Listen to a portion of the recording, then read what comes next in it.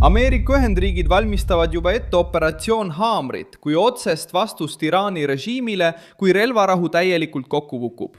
13. mail 2026 käib Washingtonis arutelu uue sõjalise etapi üle Teherani vastu, mitte kui improviseeritud seiklus, vaid kui karm hoiatus. Kui Iraani diktatuur jätkab tuumaohu, meretõkete ja piirkondliku väljapressimise kasutamist, võib Trump anda loa Ameerika Ühendriikide jõuliste meetmete taasalustamiseks. Rahvusvaheline ajakirjandus on juba teatanud, et Trumpi administratsioon kaalub nime operatsioon Kuvalda kasutamist, kui suured lahinguoperatsioonid Iraani vastu peaksid taastuma. Ma räägin sulle sellest kõigest kohe, aga nüüd tahad sa kindlasti kanalile tellijaks hakata, et olla hästi informeeritud. Reaalajas info, parima ajakirjandusliku kvaliteediga, mida kunagi nähtud. Usaldusväärsuse standardil Milson Alvese. Operatsioon Haamer sünnib selles survekeskkonnas. Sihtmärgiks on Iraani režiim. See tähendab, et Washington valmistab ette suuremat sõjalist vastust juhuks, kui Iraani režiim rikub vaherahu, sulgeb elutähtsad teed või püüab kiirendada teed tuumapommini. Vahetu põhjus on selge. Iraan on taas muutnud uraani rikastamise avalikuks ohuks.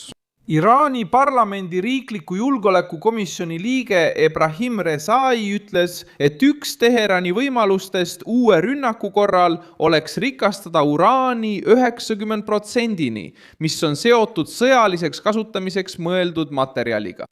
Iraan on juba jõudnud 60%-ni ja rahvusvahelises meedias tsiteeritud ekspertide sõnul lühendaks 90%-ni jõudmine veelgi tehnilist teed tuumarelva valmistamiseni.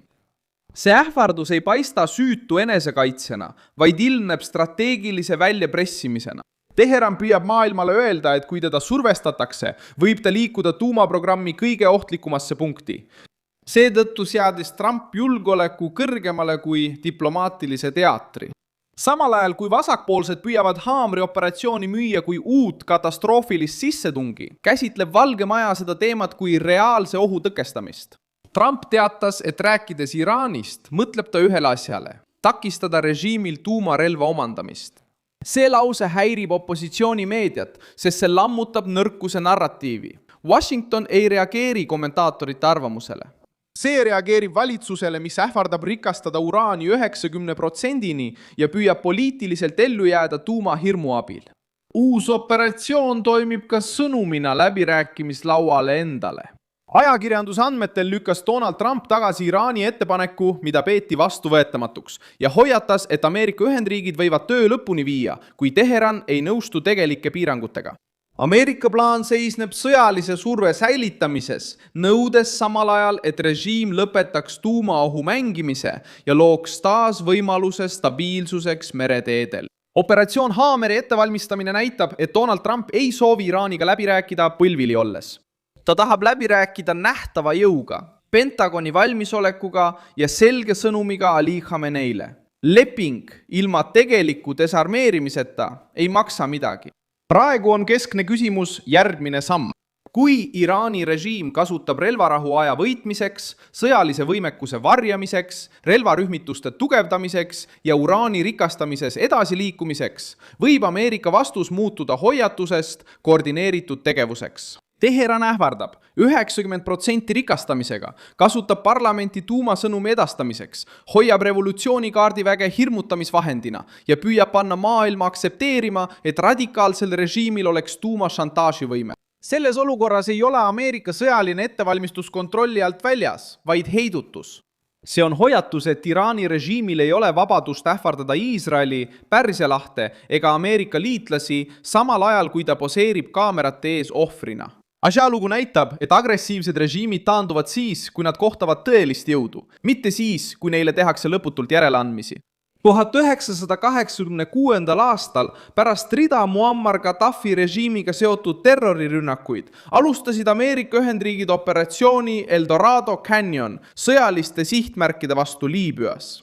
Eesmärk ei olnud riiki püsivalt okupeerida, vaid panna valitsust, mis kasutas terrorismi välispoliitilise vahendina, hinda maksma. Ameerika tegevus näitas, et kiire, piiratud ja selgelt teada antud vastus võib murda nende režiimide karistamatuse tunde, kes panevad Washingtoni kannatlikkuse proovile. See õppetund kehtib Iraani kohta. Kui diktatuur arvab, et lääs on lõhestunud, liigub ta edasi. Kui ta mõistab, et Valgel Majal on valmisolek tegutseda, hakkab ta iga sammu hoolikalt kaaluma. Teine oluline näide tuleb Süüriast. 2017 aastal pärast seda, kui Bashar al-Assadi režiim kasutas keemiarelvi, andis Trump loa Tomahawk rakettidega rünnakuks Shairati õhuväebaasi vastu. See tegevus ei muutunud täielikuks okupatsiooniks, ei nõudnud pikka sõda ega segast retoorikat. See oli otsene sõjaline vastus punase joone ületamisele.